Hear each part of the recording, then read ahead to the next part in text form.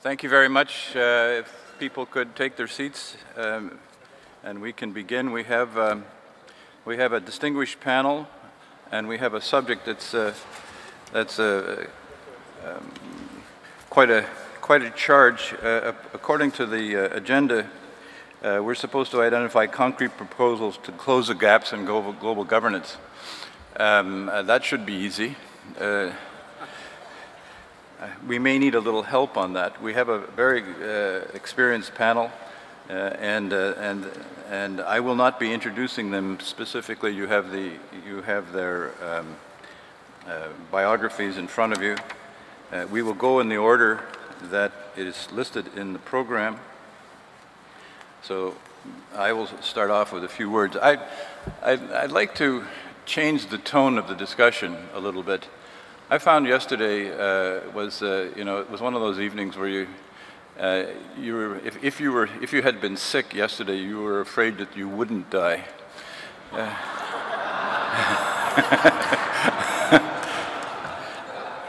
It was so pessimistic. And I wanted to introduce a different note, and that is that that it's like the shoe salesman in the 40s. Two shoe salesmen in the 40s go to a developing country, and one says, wires back to headquarters, everybody barefoot, no prospects, and the other one wires back saying, everybody barefoot, endless opportunities. So I think we need to start looking at the much more than half full glass, and I'll tell you what with just a little bit of where I'm coming from. We live at a time, we're living in a golden age. We're not, we watch the 24-hour news channels and we see this, the bad news being played over and over and over again, and it's being played from all around the world, and you have the impression that we're really going to hell.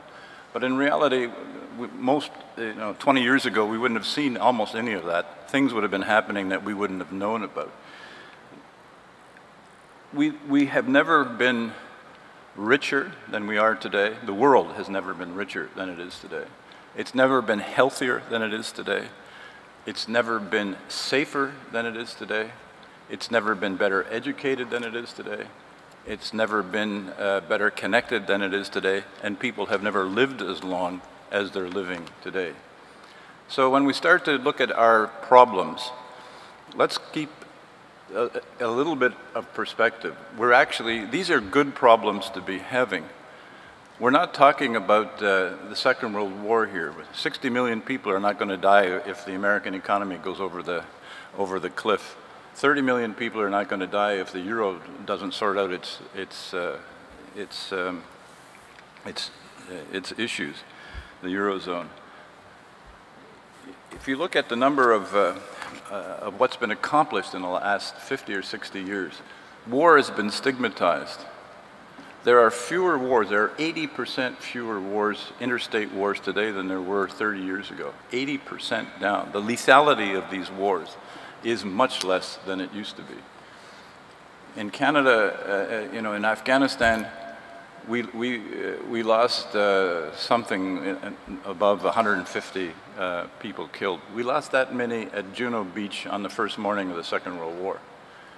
So let's keep this a little bit in perspective. In the Congo, the one place where there's discussion of the lethality of war, the only place where there's any great dispute is in the Congo, where the argument is made that that 4 or 5 million, it was 5 million in one of the papers for this conference.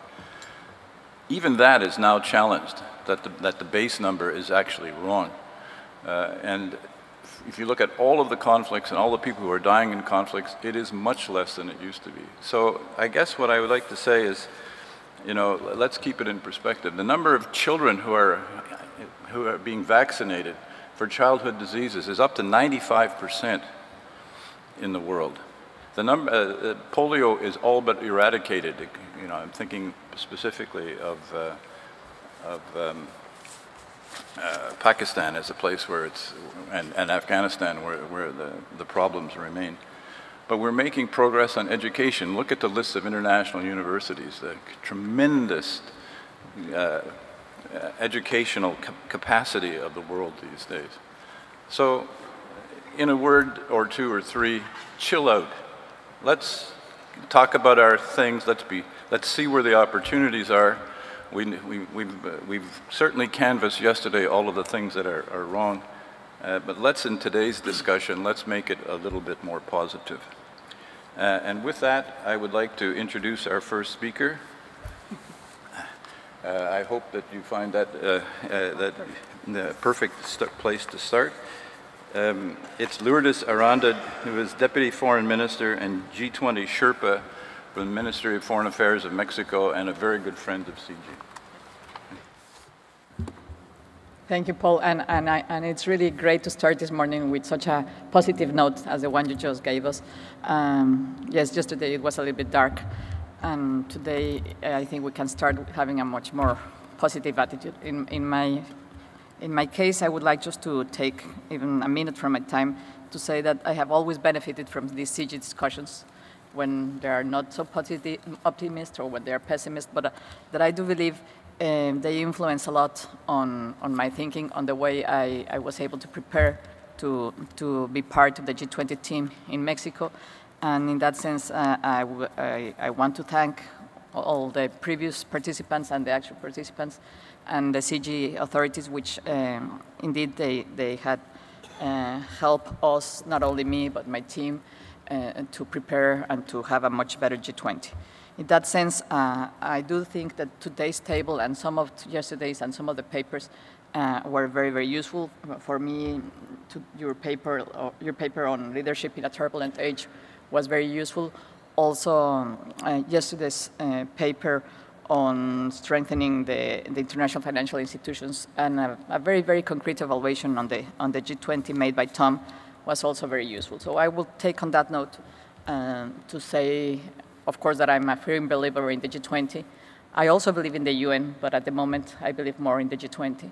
So I would like to give some remarks on that sense.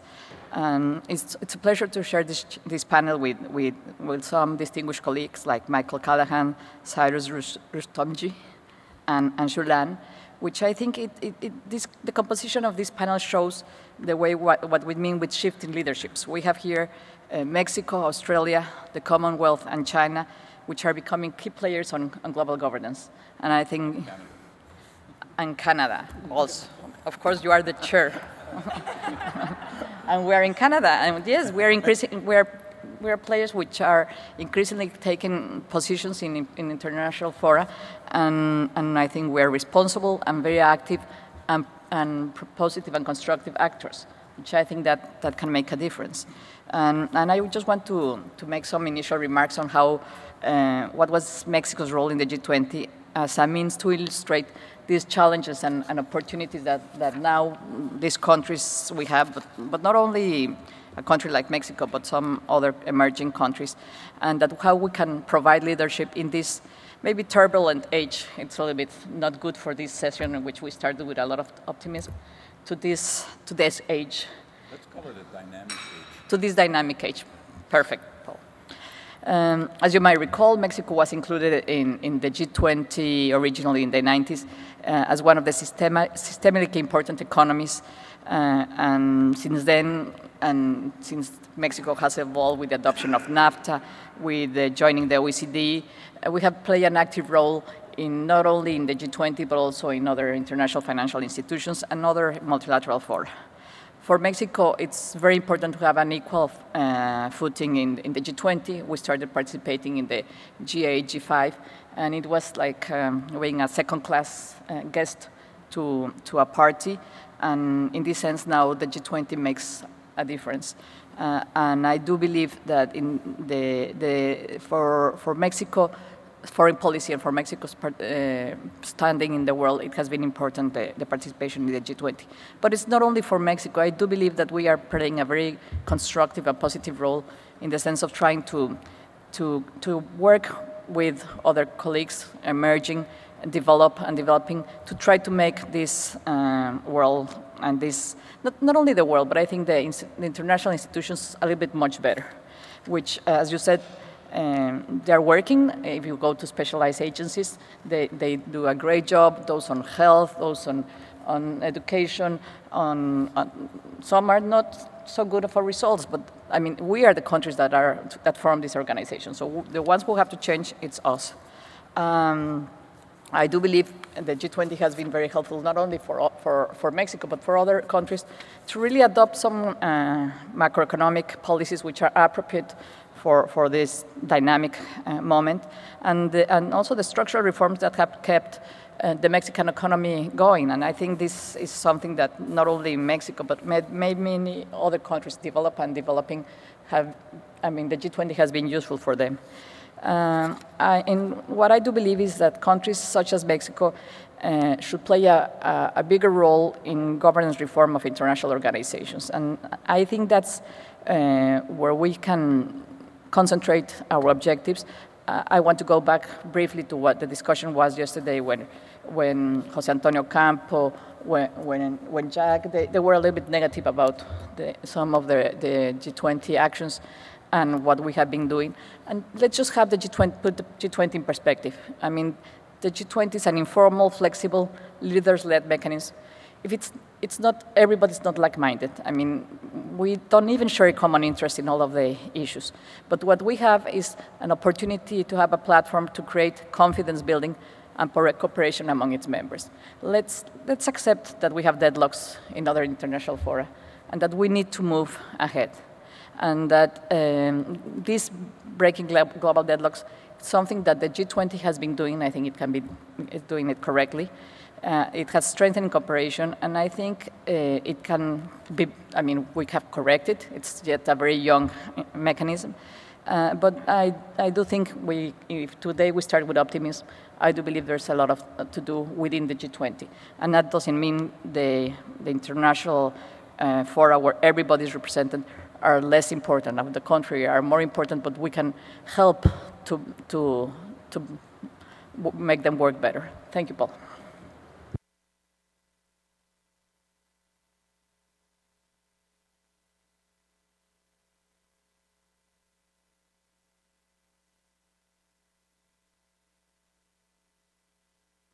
Michael Callahan is next on our agenda, also experienced in the G20, former executive director of the Australian Treasury, former SHERPA, or former Treasury representative in the G20. Thank you. Thank you, Paul. Look, I'd start by saying I agree with just about everything that was in the paper for this session. I thought it was a good paper. And as it said in that paper, it's almost stating the obvious to say when it comes to global leadership, we are really in a messy international environment in that no one country or small group of countries can really dominate world affairs.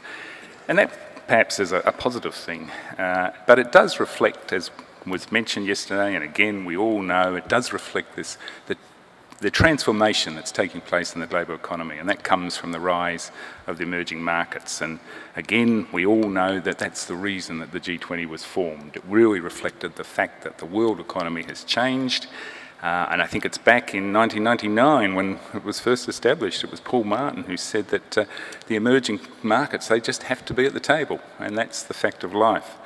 And I think, as the paper says, the reality now when we come to global leadership is that there's many hands in the steering wheel, and that we are dealing with many complex problems. The complex problems of the macroeconomy, the problems we talked about yesterday of the challenge of growth on energy, on resources, on water, on the environment, and on the security environment, the security world. I think it's good that, yes, we're not seeing the same number of wars, but a reality is that as countries get wealthier, they increase their military forces, they project their force, and it is a more complex security environment. There's more players in there. And I think that's the reality. And it is a far more integrated world. We've benefited from this, but we are far more integrated, which means we do have to get on, we have to cooperate a lot better to be able to handle this integrated world. This is all what we're dealing with. In the last, and one thing I think is the title for this session is very right, because I think this is a trend that's going to continue. No one can predict the future, but I think we are going to see the emerging markets continue to be playing a bigger force in the global economy. I think we've just reached the point where over 50% of global output is coming from the emerging markets. They are the growth source in the world right now, and I think we are looking at the future. The long term, as the heading of this session is, I think the long term is we're going to see the presence of the emerging markets far more dominant in terms of the global economy and have to be more dominant in terms of global leadership. I've spent the last 5 years of my life going to G20 meetings, leaders meetings, finance meetings, deputies meetings, a few SHERPAs meetings I went to, and I think we're still, it is, as Lourdes says, we're in a transition of all of this and we're still learning to get on. The dynamic, I think, between how the advanced economies are operating with the emerging markets, with China, with India, with Brazil, it's different. And we're still learning to deal with each other. People come to the table and handle things a bit differently, and we're still in a learning process of all of this. We really are, I think it's a work in progress. Now, so I think that one of the most important things in this world we're in now is that we do have to make this work. We just have to get on and make this thing work.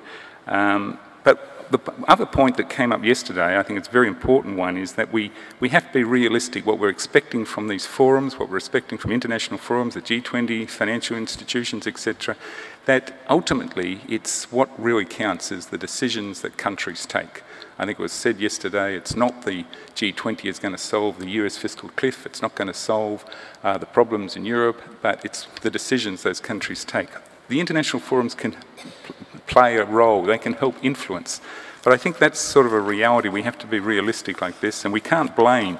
A tendency is to blame the failure of the forum or the international institution for bad policies by governments, and that's one of the things I think is very wrong if we end up in that situation. So I think the paper does sum it up well, that where we are, we're in a world that's going to have to be of collective leadership. And leadership is still needed, and the G20 has to try and be this world of a collective leadership. And the best way of doing this collective leadership, and really what we should be trying to do, is one where we are trying to lead by example. It's the policies ultimately, and it's if the countries come to the table to lead, the best way to lead is lead by example. We had a lot of discussion yesterday about soft law, hard law. I think we're never going to get into a world order where we're going to have compulsion on countries. I think we're going to have to operate continually in this world of persuasion, of collective leadership. We have to try and cooperate, and we have to try and build trust. The best way to operate is where there is trust around the table. And this is all of trying to deal with this transformation that we're going through. So I think that's one of the most crucial aspects of this. But the other thing is that we all have to play our role. And all parties coming to it in this age of collective leadership, the emerging markets, they have to play their role. They have to play to get constructive outcomes. We can't have a situation where people are just continually negative. I think it's picked up in some comments in the paper there of saying we just want to be an emerging market or advanced economy. We can't have a situation of holding back and saying we're going to block everything unless it's totally in our national interest. We have to try and be constructive. We have to all try and get this trust of working to noble aims, but I think it's the reality. This is what we've got to try and do. And the other element that's in that paper I think is important is this, of every country trying to play their role. I think there is a clear role for what you've termed the second-tier countries. And I come from a second-tier country in the sense of Australia. We come from countries where we're not big enough. We haven't got the big bucks that we can buy big solutions, put the money on the table and buy outcomes or influence outcomes.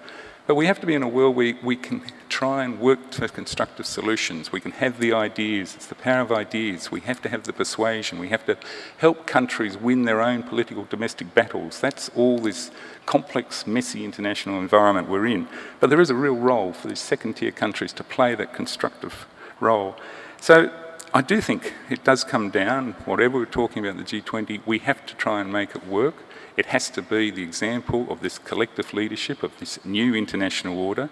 It has to be one where we do work for outcomes. We have to try and be constructive, work together, and it's going to be persuasion. And I think ultimately this concept of the best type of leadership is the leadership by example.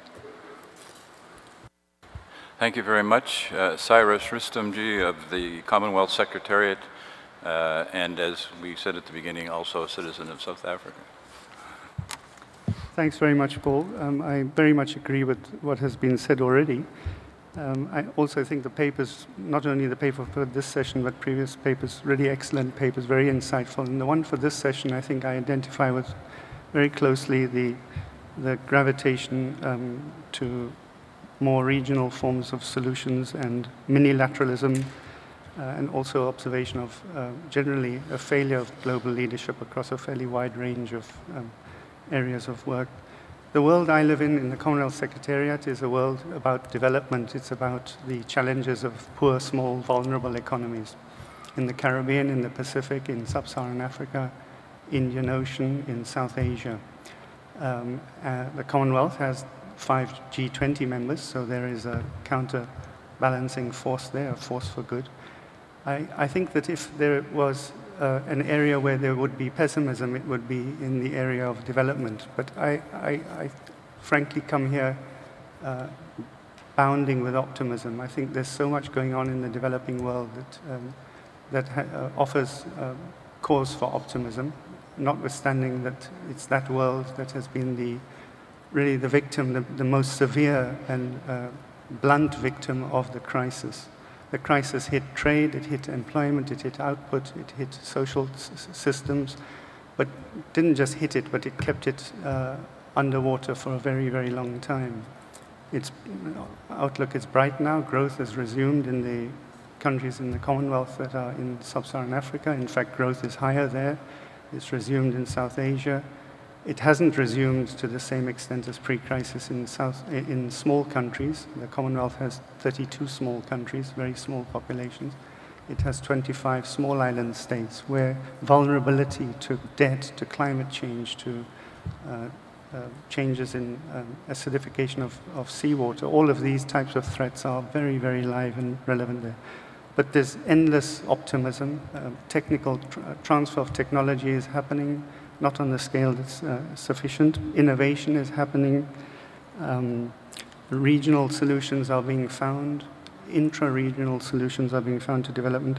Resilience is the focus now, not vulnerability any longer. It's a very, very important shift in mindset, how to build resilience. So there's lots of things that are positive. But the area where the fastest progress could be made is in the area of global leadership. And I'd like to focus on a few areas where I think enhanced global leadership will make catalytic advances in the world of development and for the benefit of large numbers of humanity. The first, and I think really I would put it at the top of my pile, I've been blessed to be in the IMF board. I've run a G20 operation when it was a small operation in 2007. And I'm now in the Commonwealth with a club of 54 countries. What is the highest priority, comes to me, is the issue of trade. If countries cannot trade effectively, consistently, if they can't have access to trade markets, if they can't promote access to these and do it in a manner that allows them to boost exports, boost growth, they've had it, especially if they're small and if they're price takers. Now, this is an acute challenge for the developing countries. In the Commonwealth, the small vulnerable economies lost 2.5%, 2.4% of GDP simply because of the decline in trade to OECD markets in one shot at the very dawn of the crisis 5 years ago, and it stayed that way. No other transmission effects counted in, just from trade. That has to revive, it has to sustain. Elements of what was to be a Doha development round should be pursued actively. Global leadership is needed there. Duty-free, quota-free access is a central part of the solution for the sustainability of these countries. We need a rallying moment globally to bring that to developing countries. There's some good signs in the WTO, but it's not enough. Aid for trade needs to be enhanced. There needs to be a stronger call within the G20 for this. Paul, you asked for specific concrete solutions. I don't know if there's solutions, but I think I'm trying to point the way to some very specific areas which will make a difference. Let me move on to another area, the G20 and leadership on development. So the G20 established a development working group. Unlike other areas of G20 work, where the G20 as a club can say, we're not treaty-based, and we're a club and we pursue things in a consensus way, and if we retreat from them, it might be okay because we're just a group. They've, in some sense, perhaps trap is not the right word, but they've put themselves in it because they've created a sole development consensus, they've set out a multi-year program, and the developing world is holding them to account on that. And they've said they want to be held account to it. And they've set out 9 pillars of the development working group to give substance to that. Now, I think that experiment actually has worked. It's allowed a focus on specific areas of development. I think some of them are more valuable than others, but I think in general it's something that is worth preserving, developing, strengthening, and focusing. I would, perhaps there's lots more to say there, but I think the message on development has been confused from the G20 and it warrants a clearer focus. Myself, I wouldn't say a clearer focus means prioritization, which means less work on development. I think development is actually, frankly, far less costly than I think the G20 has price tags to deal with. Rebalancing the global economy is a hugely costly affair, and development is second or third in rank there.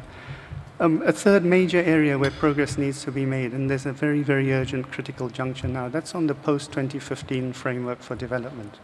In a year from now, that development framework will be set. If it's not set right, the world will be rushing off to pursue and to rally donor resources and support to a cluster of goals that are not appropriate for development. If they get it right, we'll be all herring off in the right direction. There are important things that need to happen to make that happen. There's an MDG process and there's a Sustainable Development Goal process. They need to be joined up. Global leadership is failing here. The UN process is failing here. Both are UN processes. They're not talking to each other. They need to. In small states in the Commonwealth and around the world, in the most vulnerable states, sustainable development is development. So the Millennium Development Goals and Sustainable Development Goals really are one and the same. If you're in the Planning Ministry, Environment Ministry, the actions taken by your fellow colleagues in Cabinet are all part of the same wheel of development. And if they get it wrong, whatever you do is going to be wrong. So it's all integrated, but the global system is not working for that. It leads to the next thing, which is the UN system needs to be fixed in the cluster of environmental governance and sustainable development governance. I think, incidentally, on both of these, we need, through the G20, some prodding and pushing. The G20 can't tell the UN system what to do, and I don't think it should. But I think it has very powerful members in the UN system which can catalyze a better architecture on sustainable development governance and on environmental governance, a much better architecture. It can also catalyze a bringing harmonization of where the money is for sustainable development and for environmental sustainability, which is largely in the World Bank, with the UN system where probably the money should be. Reform of UNEP, a joining up of UNFCCC and UNEP and others. Almost done. I think there needs to be a greater focus on bank and fund work, policy work, but also governance. On fund and bank work, I think they've done a very good job, frankly, in managing through the crisis. The facilities were much improved from earlier crises, much more relevant, quicker flowing, faster dispersing, less conditionality. But I think more needs to be done. The world we're all heading into is fraught with uncertainty, but also volatility. Exogenous shocks are the order of the day. They're perpetual. And the share of facilities going in the bank and fund to shocks needs to be augmented. The facilities need to change. Governance needs to change. My last point, I think, perhaps, is about Africa. But just on fund governance, the action on poverty, on development in the future is going to be in Africa. There's evidence, good, compelling, strong evidence from Brookings recently, which shows that by, I think it's 2035, most of poverty in the world will be centered on Africa and on fragile states. That's where the action is very, very significant. In Africa, by 2020, there'll be 1 billion people. By 2035, there'll be 1.4 billion. There's fragility in the development path there. If there's not a global focus on Africa, we will have a problem. In tracking back to the board and the governance issues, there needs to be more representation. One African board seat won't do it. If the action is going to be in this area, it needs to take it more seriously.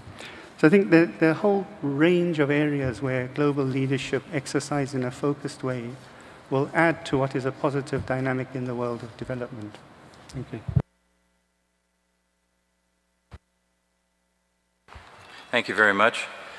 We're now going to our final speaker in the first round, Jue Lan, who is with Tsinghua University and is Dean of the School of Public Policy and Management there. Okay. Please.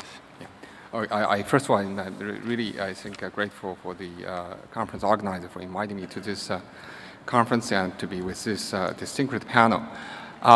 First of all, I think I also enjoyed reading the background paper and very much sort of agreed with the assessment of the current situation we're in, and particularly with the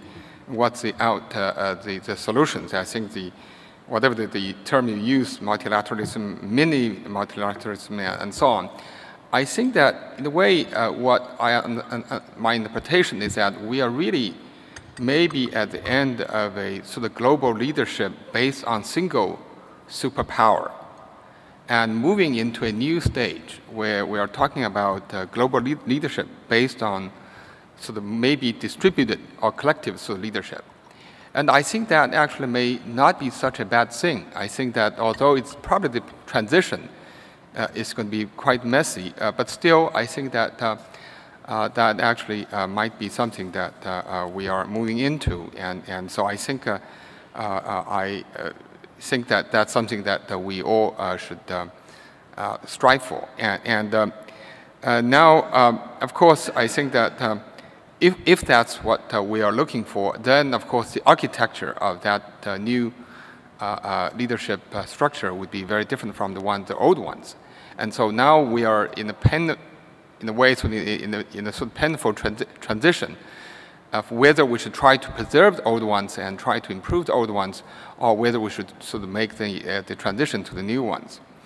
Where China stands in this new environment, I think that given that China is now in this leadership transition, people are sort of watching about what's going to happen, particularly after the transition, and that's going to happen next week. My personal assessment is that after transition, China was still very much domestically oriented. I think China is now facing huge challenges in many fronts. First of all, I think the economic growth, I think that is going to slow down, and many people think that the current slowdown is not going to be cyclical, it's going to be structural. So very likely that in the next decade or even longer, that China will move into a not so 9 to 10%, but maybe 7 or 8%. And so I think that will have many implications. And also China have to address the environmental problems, social securities, the aging population, and so on. And also particularly the rising expectations from the population and the political implication of that. So I think all of those, I think, will be a full agenda to occupy the new leadership.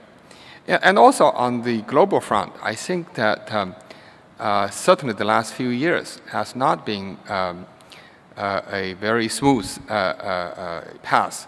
I think that the return of the U.S. to Asia, I think has generated some sort of strategic distrust between U.S. and China, and that probably needs time to repatch. And also the dispute in the South China Sea has also put China's foreign policy to a test. So I think the new leadership, I think, will have to face with those new challenges. And my sense is that I think as in any other transition that in the first, so I think the expectation is very high for the new leadership, but you will not see much in the first year or two, I think initially. But at the same time, I'm very hopeful that I think China will become much more actively engaged in global governance. So to that degree, I'm not so sure whether I totally agree with the quote that Mr. Lee in that, I think that certainly I think you can put that for every country will be in a similar position, sort of they participate in and then, push for ideas for their own country's interest and block things that would, detrimental to them. But I think China actually will be probably in a more active role by basically just simply by reading the new Party Congress report I was really encouraged by several things. And the first thing is that actually in the Party Congress report, there was a saying, it's my translation, saying that basically says that we need to promote the idea that human society has a common fate. We need to think of other countries' concern when we pursue our own interests, and to promote common development when we push for our own development. So I think that's a very encouraging attitude. I think, and so I think that it really shows the change of at least the top leadership's idea of the global outlook. And the other thing also, I think, on the ecological development, I think environmental concerns, climate change, and that has been the idea that started in mid-1990s in China, and that, of course, has been many institutions here have really done a great job in terms of trying to disseminate the idea to China. And I'm not so sure the whole country has, bought in the idea, but certainly I think that the leadership has done so. I think in this new party report, the Congress report, and ecological protection and development has been formally adopted as a major development goal, along with economic development, political development, culture, and social development. So again, I think that's a major shift in policy wise. So I think in the long run, we will see that a more actively engaged China will be in the global scene. Thank you. Thank you very much. There's a lot in that in those presentations to work with. The word that came up that struck me as very relevant is the word trust. And that if we can reach a stage where there's greater trust in the system, there will be the capacity for world leaders to lead will be stronger. One of the things that was on my mind when I was listening to was that we have an opportunity now in Washington. There's, I think we have about 2.5 years, 30 months, or maybe 36 months, but probably about 30 months, and before the president starts to be seen as a beginning of a lame duck, and as the political season takes over again. And in China, we have a new opportunity as well. For a kind of fresh start. I was a little distressed when you said it will take a couple of years before we see any kind of international manifestation of that, because that doesn't add, those two time frames don't work out terribly well. If there's anything you could do to kind of Can I respond to that? I think that certainly I think because this transition is a great transition, because every 5 years we have the Party Congress, but this is a 10-year cycle that not only the top leadership, but also I think some in the middle also there will be change. So I think that it usually would take a bit time for the leaders to really get into the substantive issue before they can consolidate power and so on.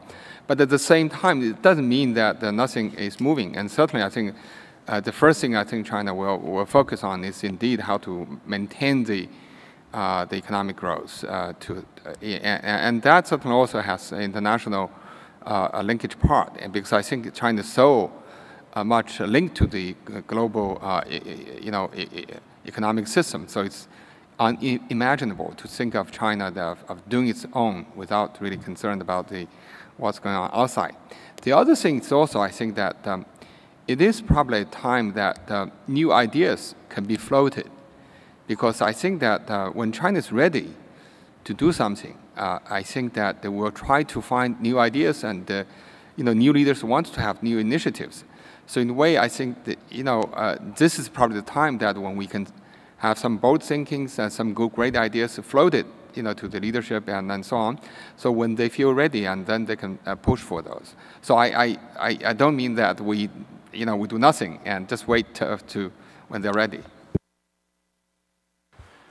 It does raise the question of when you're looking for new ideas and new approaches, the idea of constructive powers, what we've discussed called tier 2 powers, partly because we don't want to use the term middle powers, because middle powers are not what we're really talking about. Canada was a middle power in 1945 when there were 51 members of the UN. We're not a middle power in 2012 when there are 194 members of the UN. So I think we need to make that kind of distinction. It's helpful to make that kind of distinction, but there's a role there, I think, for the, so to speak, non-P5, that the world is too important to leave to the exclusive leadership of the P5 countries. You'll excuse me, Mr. Nan. We would like to consider you an honorary tier 2 country, but I think it's kind of preposterous to think in those terms. But there are, you know, there are countries which have an interest in the system, which have the capacity to do some thinking, which have carried leadership roles in various circumstances, and I think the G20 is a place where that actually could be a vehicle where you could do some very helpful things along the lines of what CYRUS, RUSTOMJEE was saying, and LOURDES, ARANDA was also saying. To my mind, there's no great distinction. I'm never surprised, but I always regret when I hear the conflict that is created between universality and the sort of mini-lateralism. It doesn't have to be the case at all. It doesn't have to be in conflict. You know, there are a few people in this room who are probably more willing to defend the UN than I am and its role. You know, it has become the kind of central operating system.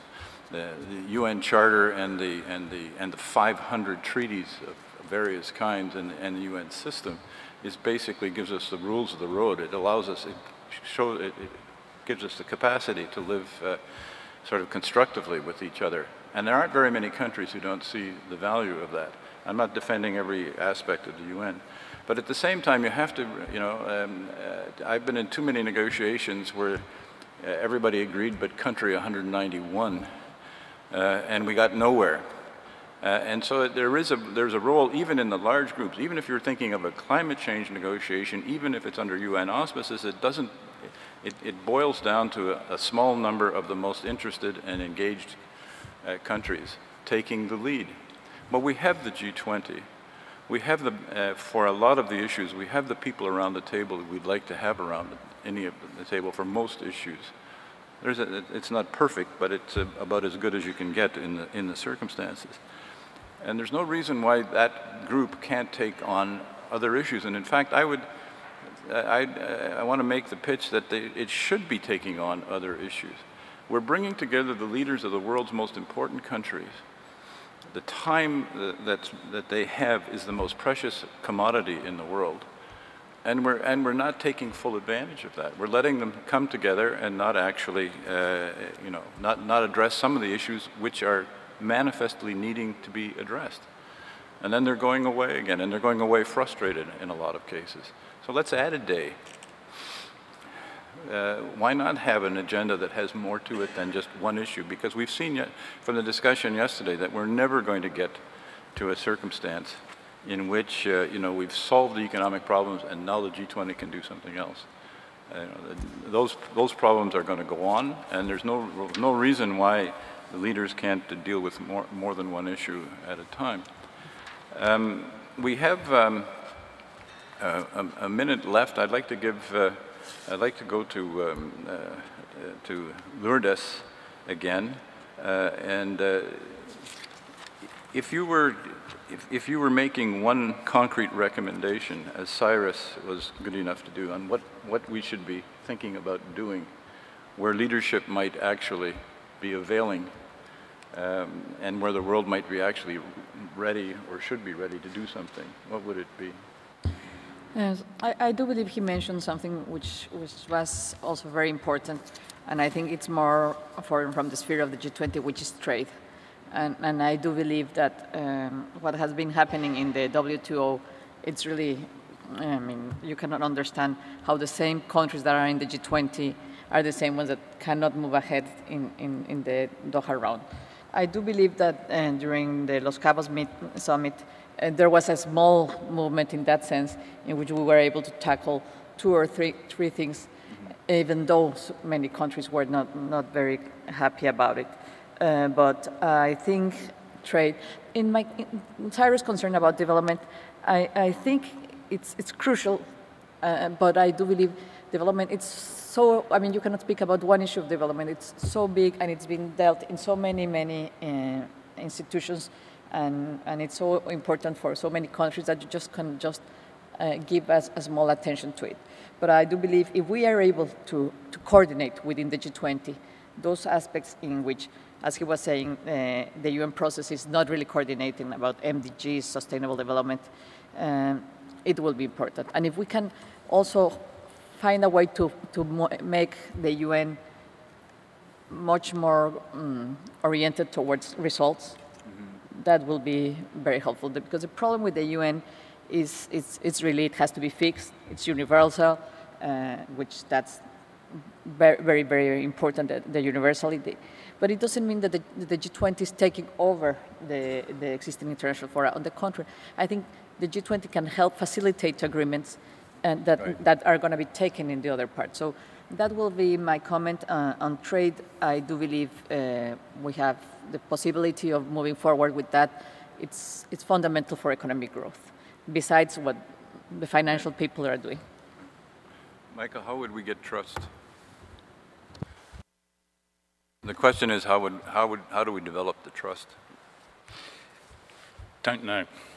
I think the best way of doing it, of course, if we can actually be seen to be doing things and living up to what we say, we can get trust. It's getting trust amongst each other, it's getting trust with the rest of the world, and that's why I think it comes down to this question of leading by example. From the one thing you said, Paul, I disagree with this idea of saying that given the discussion yesterday and the vulnerabilities we have in the global economy now, to say these are going to be around for a long time, so it's time to move on, if I'm interpreting you right, to look at other issues.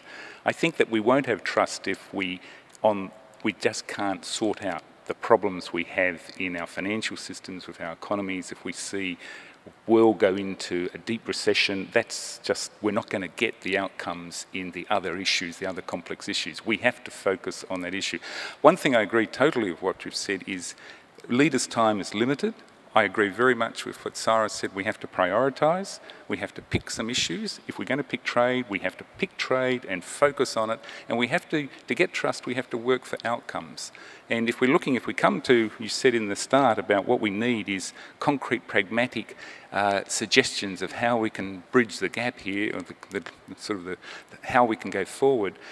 One of the problems I see, and this can come to a role of the think tanks, from my life in the official side of things and policy advising, I find there's a natural bias in all these things to focus on why things won't work. Because we live in the political reality, we know how difficult it is to get things through in electorates, to get things up. It's incredibly hard to get agreements. So whenever an idea comes, or to try and solve something, our natural bias in the official community is to say why it won't work. We need to have more focus on trying to overcome the problems, to how we can get things to work. And this is the thing of the role of think tanks that came up a number of times yesterday. It's going to be discussed more and more on the Think 20. That's where the focus can be, trying to overcome the problems to try and get the solutions. How can we build the trust by saying, this is how you can get it done. This is how you can lead. This is how you lead your electorate, to be able to go to them and say, this is what we're going to do. That's what leadership is about. It's trying to lead with ideas, not be responsive to public opinion, but to try and lead public opinion to get it through. And that's one of the pragmatic things we can do, is try and focus on how can we overcome the problems, what are the solutions. I think that's a role of think tanks. Yeah, I was not saying that we should drop these financial issues, but that we should also take on other issues, because I don't think we're ever going to get to a point where we could just exclusively focus on that. Maybe you and I disagree on that. We are at the point in the proceedings where there are questions from the floor. Whoever is directing this operation, I'm going to go to table 4 first. Because we have 2 questions from table 4, but I'd also like to offer Mr. Martin the opportunity to go first, because he is a world leader and he has actually brought about one of the great innovations of the last 20 years or 30 years in international relations, and that is the creation of the G20. So I'd like to give him a chance to respond to what he's heard, or if he hasn't heard what he would like to have heard, to tell us what we should be thinking about. Yeah, well, that certainly sets me up. I think what I'd like to do is to ask both Lourdes and Shulan a question, if I might. The general agreement that the greater degree of informality of these meetings between the leaders enables the G20 to achieve, as did the G8 at its better meetings, the success that it was seeking. Lourdes and one of the first things she said is that the G20 is a group that is to meet informally. And as we know, at the Mexican summit, probably greater progress towards that end was gained, but we're still a long way away. And I wonder, first of all, if Lourdes would like to talk a little bit about the difficulties that she ran into in seeking that informality, and what could be done about it. And the question to Shulan is that it would appear that China is one of the countries that has some hesitation towards that kind of informality. And I'd like to ask him if it's a fair characterization. And if it is a fair characterization, do you think that ultimately that China could be brought to accepting a greater degree of informality and spontaneity? Thank you. Well, as you say, Paul, leaders' time is very, very valuable, and you cannot bring them along to hear more speeches, which maybe they can read, and they know perfectly the other's opinion on some issues. So that's not the point. I do believe it would be very useful if we can go back to informality. Mexico tried as much as we can, but having more than 20 people in the table, it's rather difficult to be informal. So sometimes I do believe we have to go to the basic G20, which is just those 20 countries, but then you come in conflict with the outreach and the necessity of have others, actors sitting in the table.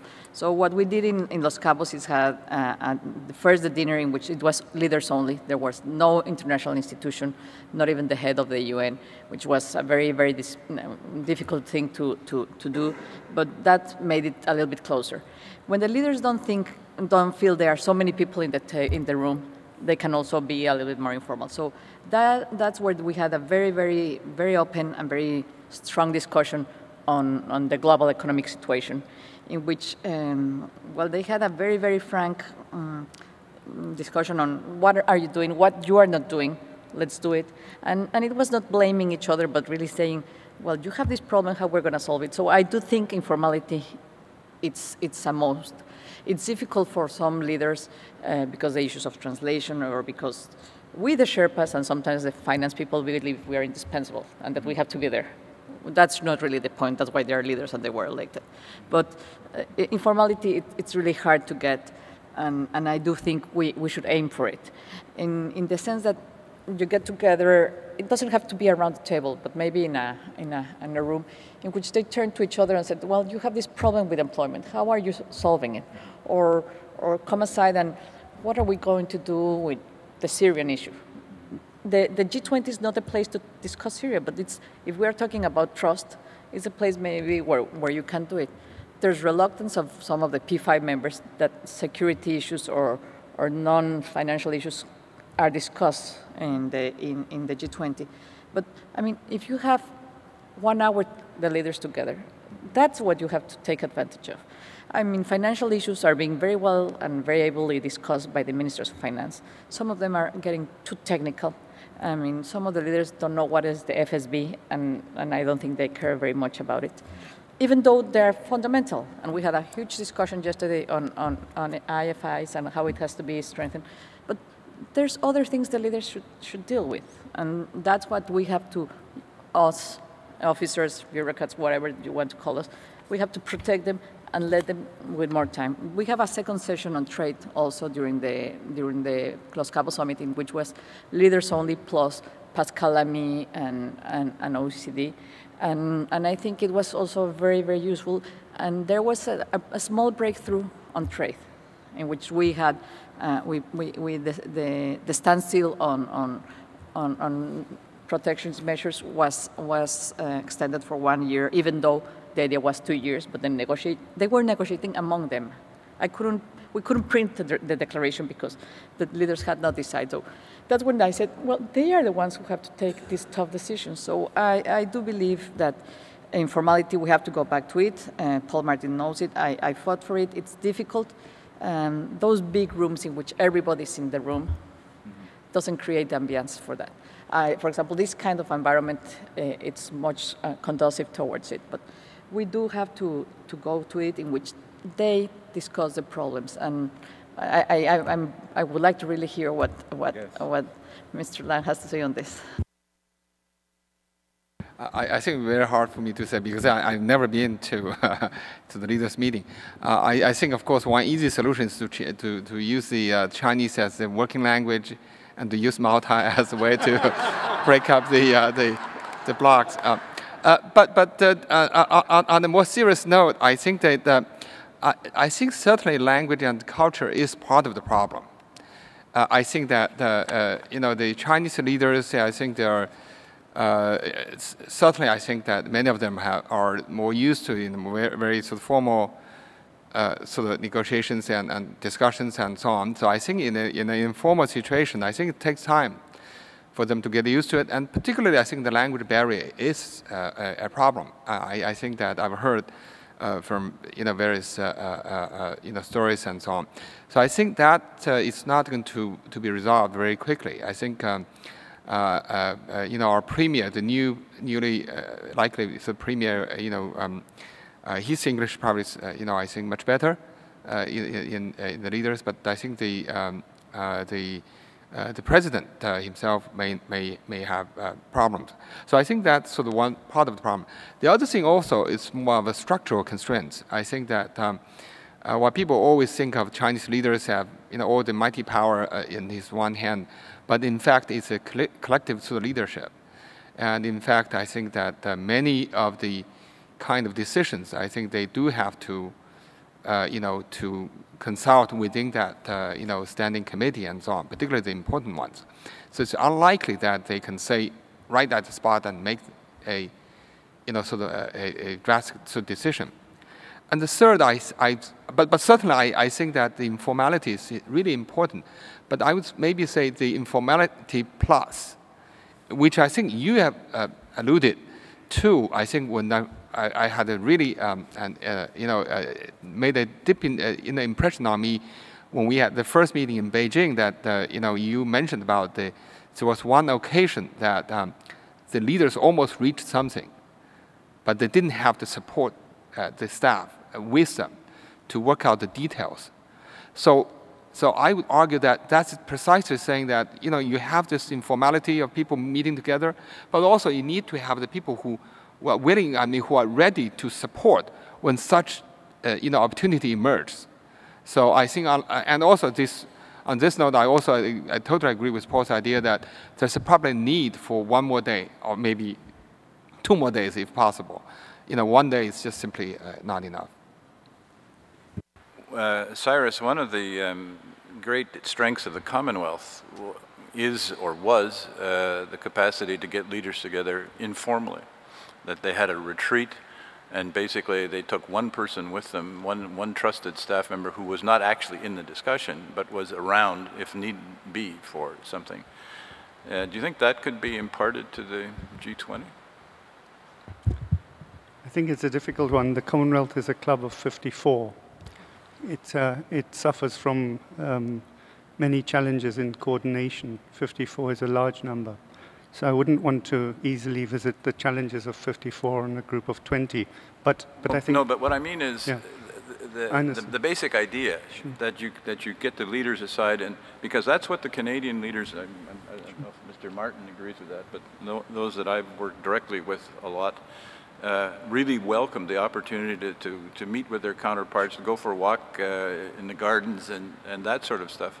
And that built a bond between them and the trust that you were talking about that nothing else we've been able to see. I must say that model has worked wonders in the Commonwealth, and it has demonstrated results through its history. I'm from South Africa. One of the catalytic moments in the early process of the downfall of apartheid was the Commonwealth leaders getting together in an informal setting and setting a course which would eventually lead to the expiry of apartheid in a democracy. And it was very much an informal setting where they could look at each other eye to eye. They could stare each other down in an environment where nobody else knew what was going on behind closed doors. And they could actually have the time and space to come to a consensus on a key issue. There's another dimension to that as well, which is that if there's innovation and a deadlock-breaking idea, an informal setting, because deadlock-breaking ideas are shocks to systems, and they sit very uncomfortably, even though intuitively they may sometimes have an appeal. But if you have an informal framework in which that shock can be absorbed, it can be very powerful. And at the Commonwealth Leaders meeting in 2009, there was I would say, a deadlock-breaking moment, which took itself through the leaders process, which was a closed-door informal setting, but also had a foundation in analysis and research and some consensus building as a preparation to that leaders moment. That was the issue of fast start financing for climate change. That came through, there was a discussion at the Commonwealth meeting, the leaders meeting, a few days before Copenhagen. And if Copenhagen failed for a whole lot of other reasons, it didn't fail in terms of putting fast start finance on the agenda. That idea came through Commonwealth leaders a week before, almost in name. So there's value in soft power, I think, and there's very much value in informality at a leader's level. And of course, there's a need for these informal meetings need to be prepared with so that everybody is capable of talking about it. There were two questions at table 4. There were 3, but Jose Antonio says I could go before him. So. Okay.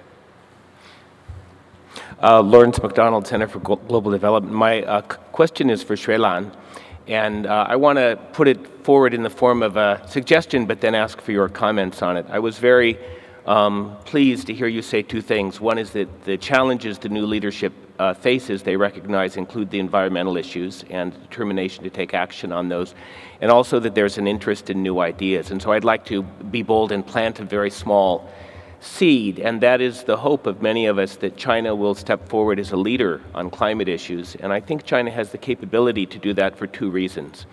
One is an ability to think beyond the next election cycle and the absence of strong vested interests with money to shape the political debate, and a history of thinking over the long term, to thinking beyond the next 2 or 3 years, to think many years in the future. And then, of course, China itself will be a big victim of runaway climate change. Also, of course, as I mentioned yesterday, China, as you know better than I, is moving ahead with cap and trade. And so it could be possible to become a leader on this and a demander of action rather than a reluctant party being dragged towards action. And I'm hoping that that's a possibility, and I'd love to hear your views on that. Yeah, I think, certainly, I think that China, first of all, I think, I think China already think it's active in climate areas, and I think, but of course, the story is that there's a bit inconsistency in terms of how to interpret the role that China played at Copenhagen. And I think there's, at least on the China side, there's sort of an earnest effort in trying to play some role. I think, again, I think there's something that I think that needs to be resolved in terms of how actually the Chinese leaders can actually be more active in the international scene. I think the other thing is that I think China is actually doing a great deal in addressing the problem on environmental issue. but not on climate change alone, because China's environmental problem is much more serious than CO2 emission. For anyone you've been to China, so it is much more massive in every front. So China is trying to work on all those areas, not on just CO2 alone.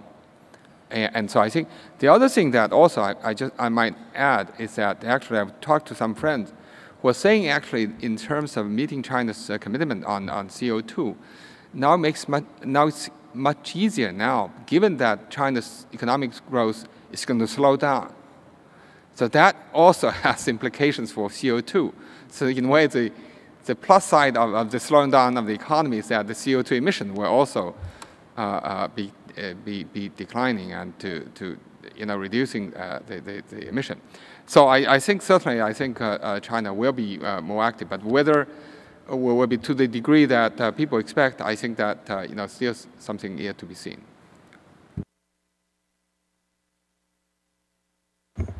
Yes, I was actually going to comment that I like the variable geometry of G's. Okay, I like the the G20, the G24, the G77. I think the Gs have a very important role to play. And actually, I was going to comment in climate change, the essential G is the G2. I mean, it has to be an agreement between the United States and China that has to unblock the negotiations. Europe is no obstacle to negotiations, which is the other big partner, or Japan. And I think many other developing countries, Mexico, for example, has been quite active in this regard. So many other emerging economies. So the real blocking there is the G2, not the G20. I mean, so that's a good negotiation for the G2. And I think that you can think of many other things that a variable geometry. But the I was going to comment, since I happen to spend 10 years of my life working for the United Nations, that this idea that somehow the United Nations has to be more results-oriented is just a very silly idea in my view, because the same countries that ask the United Nations to be result-oriented have to be the ones that sit in the United Nations, because they are all members of the United Nations, to make it results-oriented. Actually, the most important summits of leaders worldwide every year happens to be the General Assembly of the United Nations. So why isn't that framework used more broadly to discuss the crucial UN issues, including climate change, or many others? So I actually think even in the formal setting, so organized heads of state. And actually, it's a very good context for a variable G, geometry of G's, because the issues depend on different actors. For instance, many small countries are sometimes crucial for certain particular issues. For example, the G20 doesn't have any individual country that meets the UN target of 0.7% of GNI in aid. There happens to be other members of the United Nations who actually speak with one voice when the discussions of aid come out, saying that we are the group of countries that does meet the UN target. And I think those countries have to be given a strong voice, because they have the moral authority in that field. And you can go, issue by issue to see that I don't think the mission expansion, mission creep of the G20 is a good idea.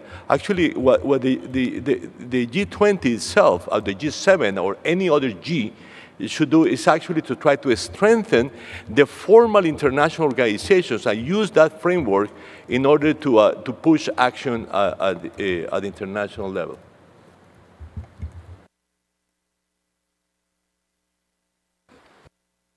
I guess all I would observe is that the UN has plenty of accomplishments and plenty of results. If you think of the Charter, if you think of the Declaration on Human Rights, if you think of the 500 treaties on sustainable development, and on terrorism and on human rights and on humanitarian law and so on and so on. There's plenty there. I think at the same time there is a view that you know, that the place has become a little bit too inward. It exists a little bit too much for itself, and it needs to be kind of it needs to be pushed along. Well, I made no friends, but I thought it was a witty line. Those are usually the kind of lines that make you no friends. I was in a UN budget discussion, and I sat there listening to these guys going on and on and on and on and on, and I said, you know, you're all about, this is like an off-Broadway play, but nobody west of First Avenue is watching it. Anyway, it did lighten the moment a little. Next table we have is table 6. Thanks. I'm picking up on your word, Paul, trust and informality. I would add like a proverb that has some history in U.S. diplomacy. Don't do bipolar. I mean, there is hegemony, one thing, then bipolar, the problems of alliance, collusion are serious. Yesterday, we heard the term peer protection, which often goes against peer pressure. This is correct. From, you know, it's called yardstick competition. The literature shows that if peers are putting themselves together against the others, that's the don't do bipolar bit, then the results aren't good. So it's not a panacea. But what builds trust more than the ability to find commonalities, and that's the peer dimension. So it is variable, as Jose was saying, but when it's just two, it becomes a problem, and that we should be aware of, and that would be my contribution to your idea of optimism. One reason why I wouldn't be as optimistic as you are is here. The snake and the fall. If we move to other issues before we get a sense of how to get back to some steady perspective on the economy, and this is not, please guys, this is not making a propaganda for economists. It's not, okay, no. At least at this table there is no protest. I mean, why? Because people are worried about this. And I'd just like to echo what Paul Krugman said in 1990. Hardly anybody knew of him at the time. He wrote a book that was forgotten, but to my mind is one of his most interesting books. 1990, just before the Berlin Wall, just before the end of the bipolar moment of yesteryear. The age of diminished expectations. So, of course, you're right. In a lot of indicators, things are better, but they are still worse than what I was expecting. And that can be extremely destructive to trust. So, this is just a plea that the finance people remain in the room, please.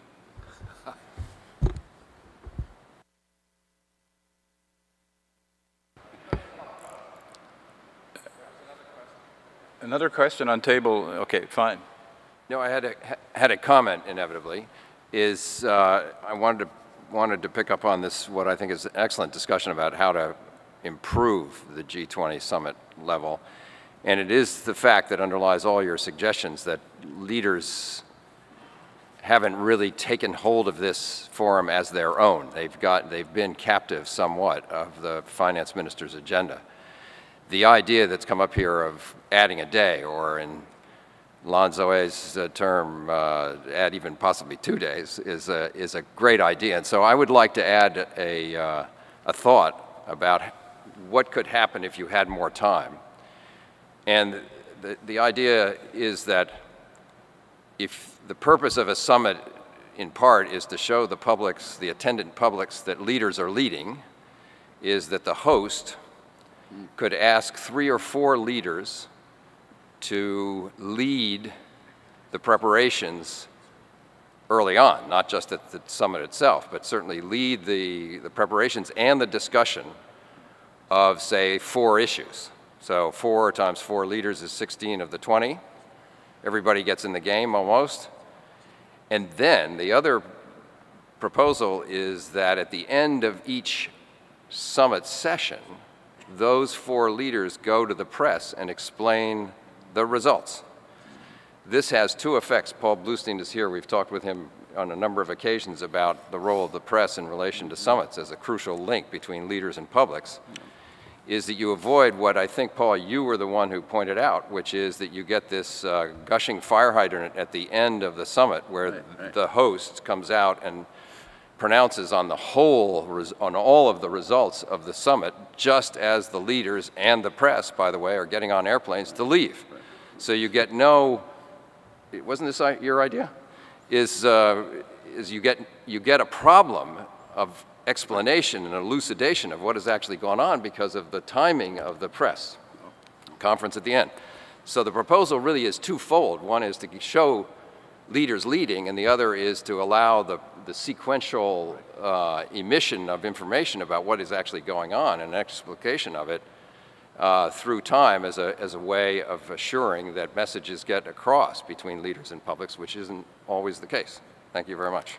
Paul, can I add that well, in Europe this is done? One second. We have Europe. 18 minutes and we have 6 tables with questions. Okay, so, sorry.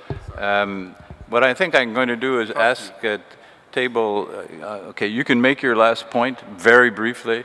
Table 7, Table 5, and Table 12, and then we'll get some response. Then Table 3, Table 9, and Table 4, and then we'll wrap up. Just one fast comment, which perhaps Mike and Lourdes might comment on, but there seems to be this view that finance officials and ministers have captured the leaders' process and are insisting that their issue be discussed and that not giving any oxygen to any other issue. In my experience as a G7 deputy and in discussions with current ministers and officials, frankly, finance officials and central bank officials, their attitude is, we wish the leaders would go on to something else and we could just be left to do our thing. I think the reality is that leaders choose that issue because it is the most important domestic political issue for which they're seeking to show leadership and some traction. So I think just I'm interested whether Lourdes and Mike agree with that observation. Okay, well let's take that's question 1. Table 7. Gordon. Okay, thank you. We know we need leadership. Further to be leadership, we need not just one leader, but we need leaders. And I want to just reiterate something we all know, but I think the word was originally Paul Martin's, and that is that the idea of a G20 is a steering group, not an executive group, but a steering group. To get leadership, one needs trust. And that's certainly been my observation when I went with our leader to 3 summits, and one of them which we organized. And to get trust amongst leaders, I believe you need continuity.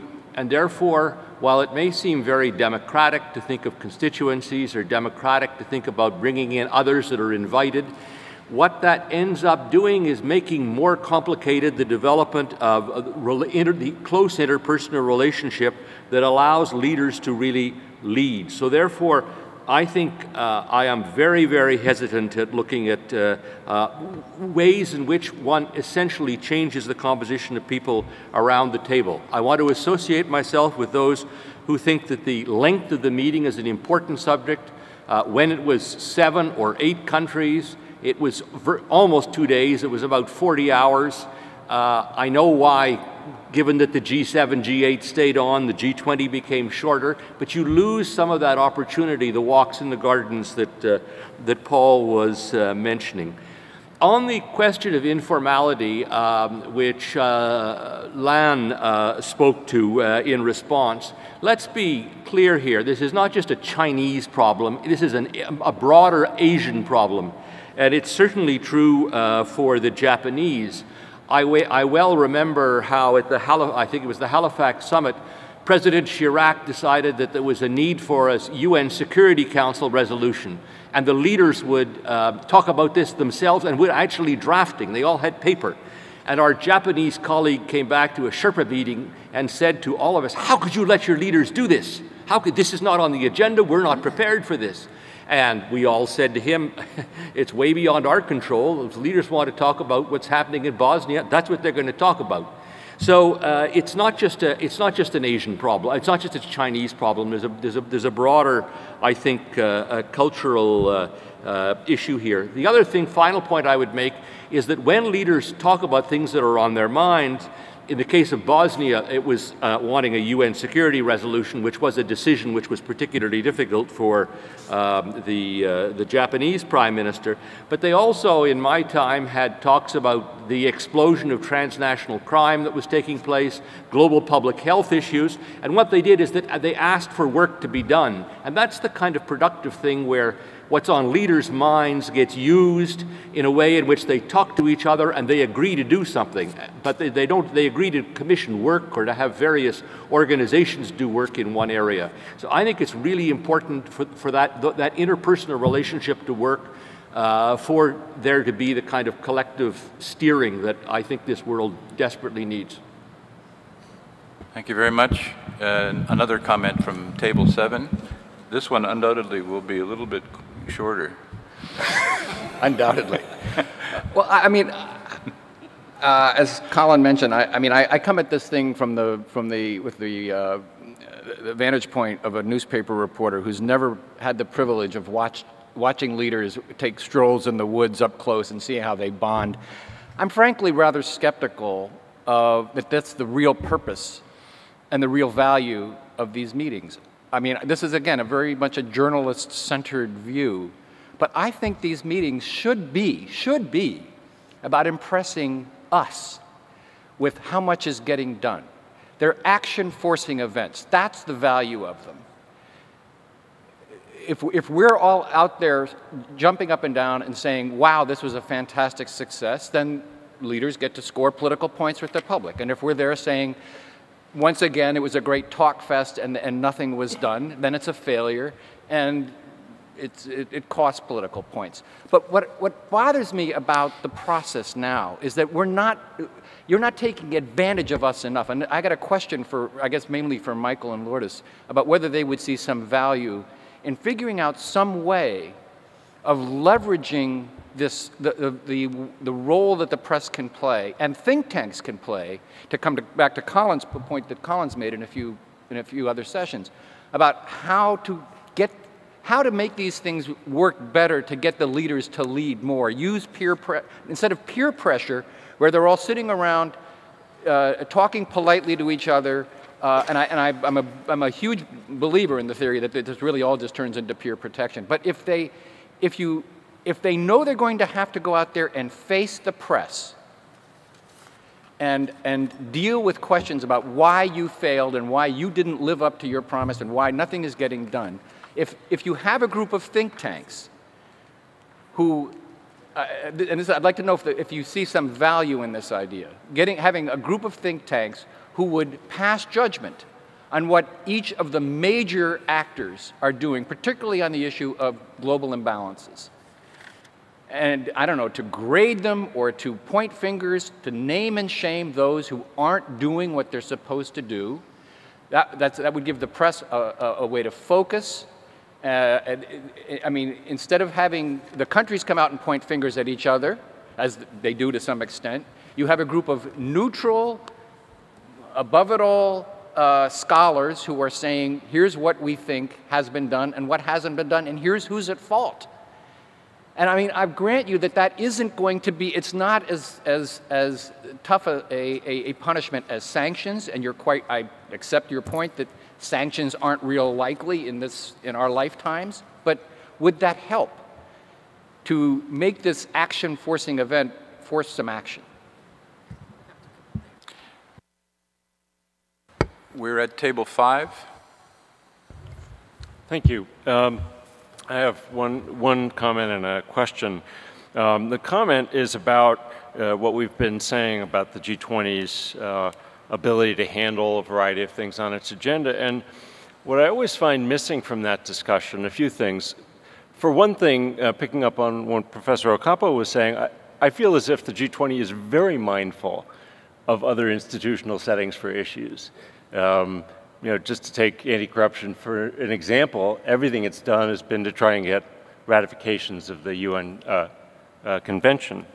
The other thing that I feel missing is we don't talk about this mindful that different topics make different demands in terms of how much of a lift they are, right? So you know, I feel like that context is missing. And then last point on this, and I guess it goes against what Paul Bluestein was just saying, I wonder if some of the hardest core challenges for the G20, and we all accept that they are the main mission, you know, are going to be so difficult and take such incremental progress that there is room for other things to be dealt with because progress is going to be slow. So I mean, my own view is just that you can manage the agenda with greater discipline without drastically cutting it back. But that's not my question. My question is about the Eurozone. It has taken a toll on the G20, whether that's fair or not, and it probably isn't. So I'd like to hear views on, you know, on whether the G20 has done its level best in that area. Table 12, please. Thank you. I agree with the comment that was made. This discussion is much, much better than the one on the G20 that took place yesterday. And I fault myself to a certain extent for that. Let's forget what I said about the IMFC. Because what I was doing was going to a mechanism under the presumption that we all pretty much knew what the goals and objectives of the G20 are. And I'm convinced by this discussion that we don't. There really isn't good agreement about, let me just give a couple of examples, universality. Do people think it's important that there be a channel for virtually all countries somehow or other to get their ideas up to the G20? There's clearly different disagreements on that basic principle. The informality, again, differences have surfaced here. Something like subsidiarity. How do you make sure issues are discussed and decisions taken at the lowest level possible so that the temptation to send everything up to the leaders so you can shine is resisted? Action forcing, as Paul raises, is that one of the goals and objectives of the G20? So I take away from this a sense that there is a need for an even more focused discussion to see if there can be agreement on those general principles, objectives, and goals, and then start talking about the mechanisms by which you can achieve those better than otherwise. I don't want to get dark in light of the chairman's initial comment on that, but I can't resist the temptation that if the G20 is to lead by example, at least half the group now is not doing a very good job of that.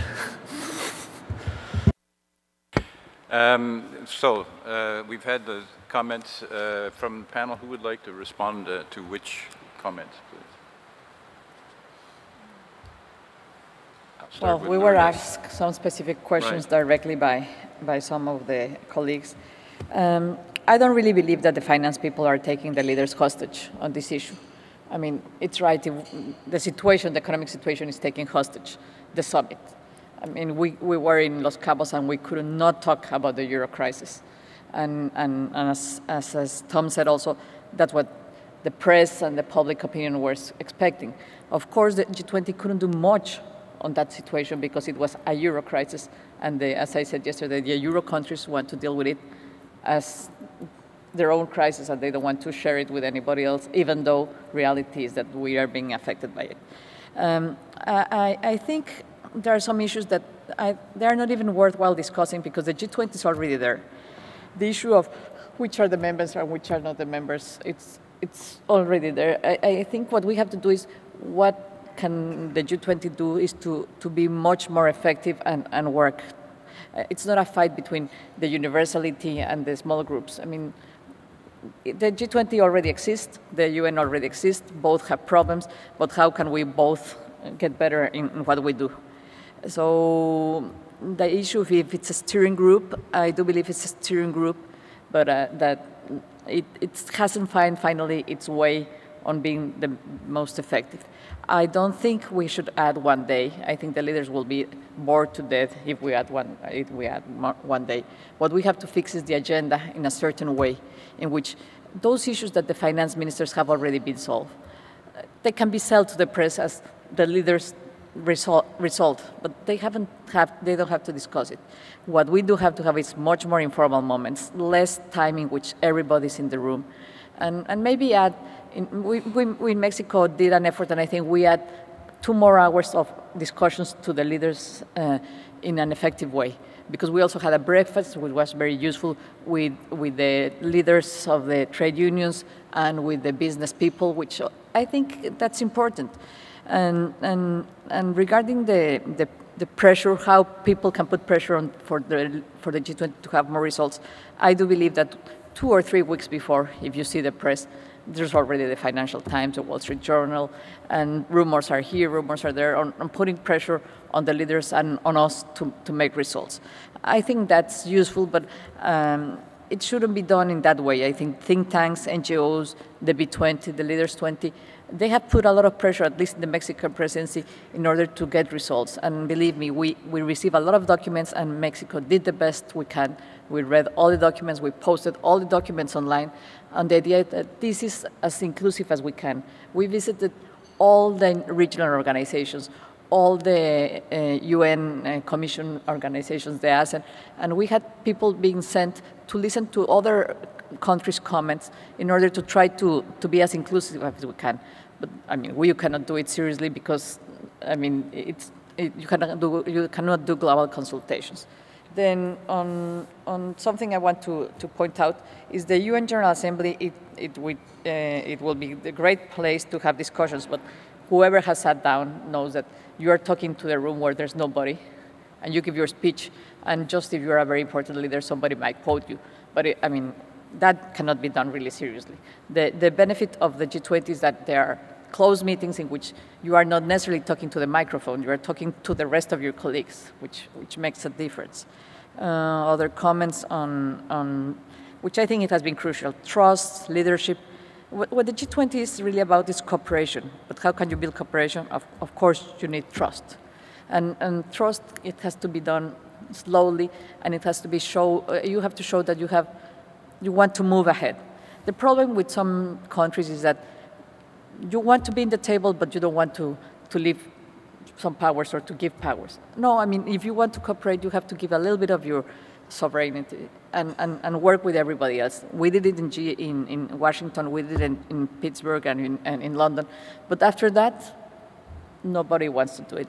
And then if you don't want to give a little bit of your capacity to cooperate, then it won't work. It has been, I think we have our moments in the G20 in which we have advanced in some issues, but that we still have to be much more responsible and much more constructive. Either if you're a small or medium or a big country with a lot of power, we all have the degree of blocking things more or less. So if you go to the G20s with the idea that you are going to move things ahead and not stop issues. And well, I mean, there are a lot of things to say, but I already think I did my share, and I wish I hope I didn't leave anything without saying. I just want to agree with everything that Lourdes says. In terms of Tom's point, I think it's absolutely right. It hasn't been that the finance issues or the finance ministers or officials have captured the agenda. It's the agenda that's what the agenda is. People said that the Cannes summit was hijacked by the euro crisis in the sense that President Sarkozy had these great ambitions of everything he was going to do, reform the international monetary system, all these things, and then along came the euro crisis. If in Cannes the leaders hadn't spent a lot of time, and they did, the agenda was suspended and the leaders went off into a side room to talk about the issues of what was happening in Greece and Italy and everything like that. If they hadn't done that, I think they wouldn't have had any credibility, because that was the state of the markets, the state of where things were. They had to focus on that. Similarly, in Los Cabos, where the world was at that time, it had to be an issue. The G20 wouldn't have any credibility if that wasn't the issue. So it wasn't that finance ministers are capturing the agenda. That was the pressing issue that had to be dealt with. In terms of this adding another day to the leaders' meeting, anything like that, I think that would just be extremely difficult. I think what we need to focus on is exactly as Lourdes says, how can we make the most use of the time that leaders turn up now? How can we make the most use of that one day? And that's the first thing we should be focusing on. And there, I think it is working out. Leaders are there, and as Lourdes says, when it came to this question of the extension of the standstill, leaders have to, some of the controversial issues have to go to leaders. There's a bit of a tendency that can be with officials to try and smooth everything over and not let the controversial issues go to the leaders. They have to address some of the controversial issues, but it has to be prioritised, and the point you made, Paul, is preparation. And particularly in terms of this new working with China, I think we work on the basis in terms of the way the G7 was, that we as reasonable people, we can sit up here and if I look you in the eye and it doesn't matter, we can do a deal right now. We can, because we're reasonable people. We have to take into account that the decision-making structure in some countries requires more preparation. You have to focus on it. You have to, when the parties come to the table, they have to know what the issues are. There can be no surprises. It's not a bit of we're going to knock out a deal here. Preparation is critical, but prioritization is also critical.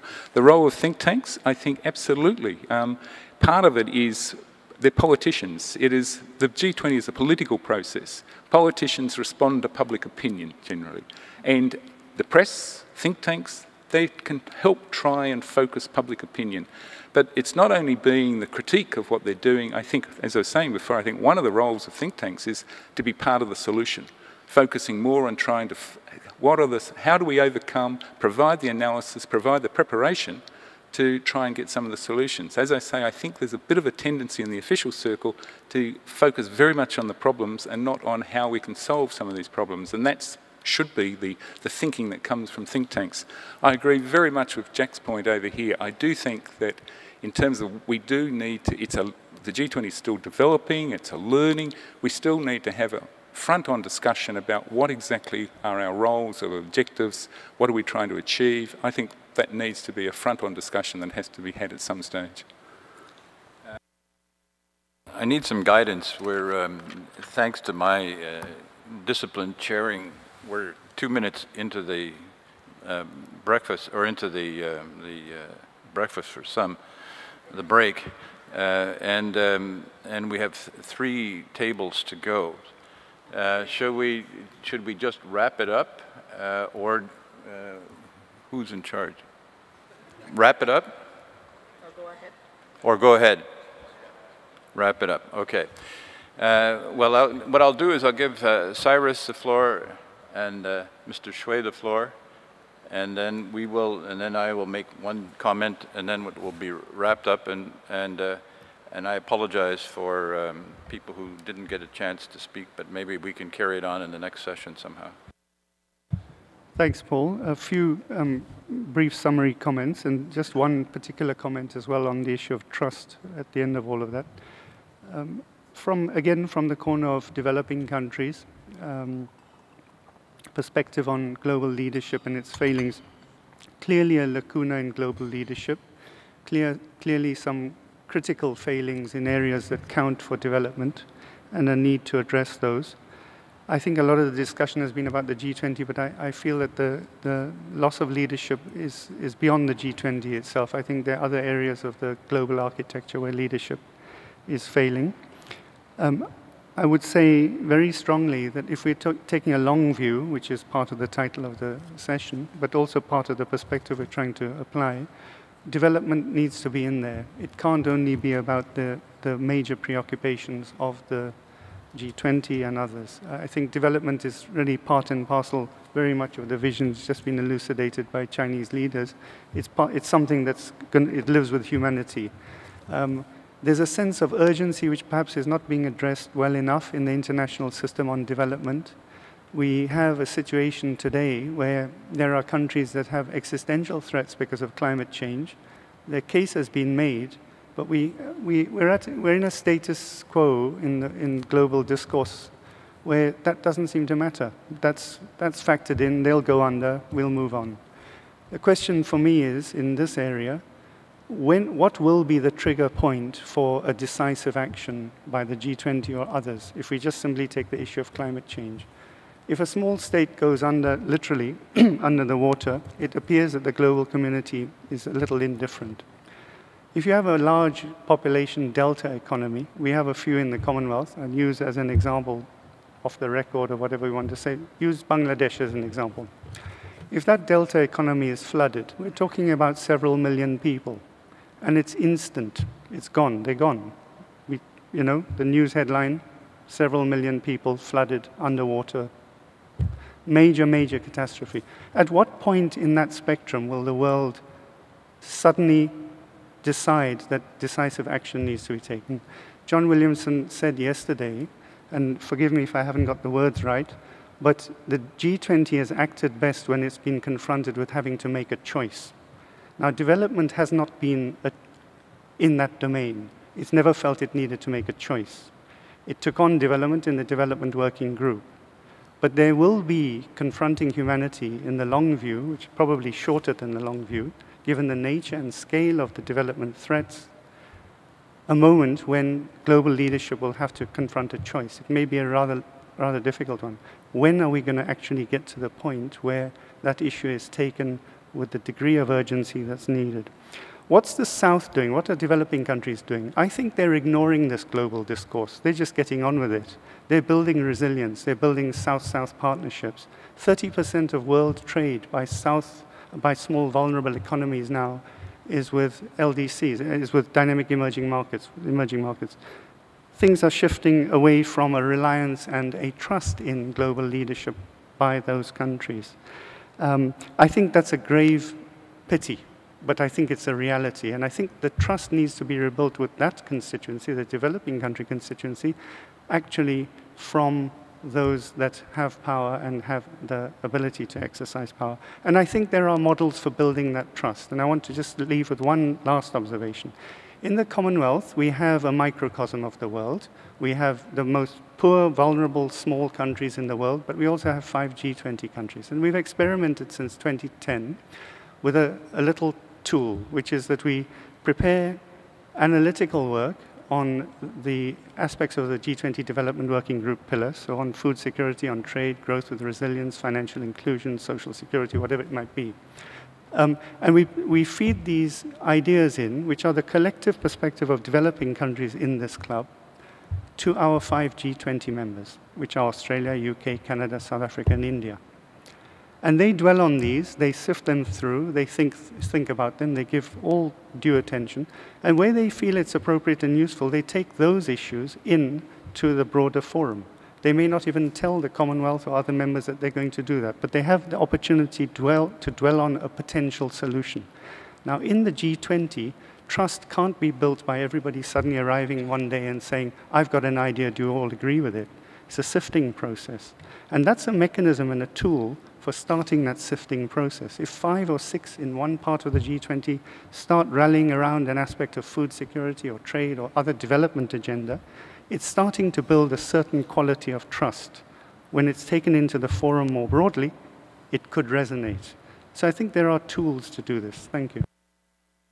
I will be very brief. I know people are waiting for coffee. I think since the issue has been dwelled on G20, I just say one word that it seems to me that this great historian on business strategy says that the structure follows a strategy, and I think if we want to G20 to be more effective, I think there's probably a better institutionalization of G20 is needed. Thank you. Mr. Martin, would you like to have a closing comment? No? Happy to listen. I'll make one really quick comment on what Mr. Paul Bluestein said, and that is clearly there's more to the cultural differences in the G20 than the Asians and the Europeans. for officials and for leaders, I would venture to say, better understanding of each other is a result. If you're going to portray it in the, if it's in the media sense of, what happened, and it has to be today they agreed on, then you end up then with 50-page communiques full of little things that people agreed on that, don't really amount to very much. I don't think that, going back to what he said, the purpose is really to have those leaders understand what each other's red lines are, what each other's ambitions are, what each other's constraints are, what each other's interests are, so that the world can govern itself better. And that doesn't lend itself to headlines. That's not headline-making stuff. That's the real outcome. The real outcome is the relationship between the people sitting around the table. It's not the things that you're sort of listing out that you accomplished. And if that is the only way the media can cover these kind of things, and maybe it is the only way, then it's going to remain a cultural problem for a long time, because that isn't the way it's going to work inside the room. Or else you get driven to artificial agreements that don't actually mean very much, but are something you can say you did to the media, who can then say to the public, they did something. Thanks. Well, thank you very much. I apologize to tables 3, 9, and 4. I'm sure that John Hellawell will take care of your issues somehow. Thank you.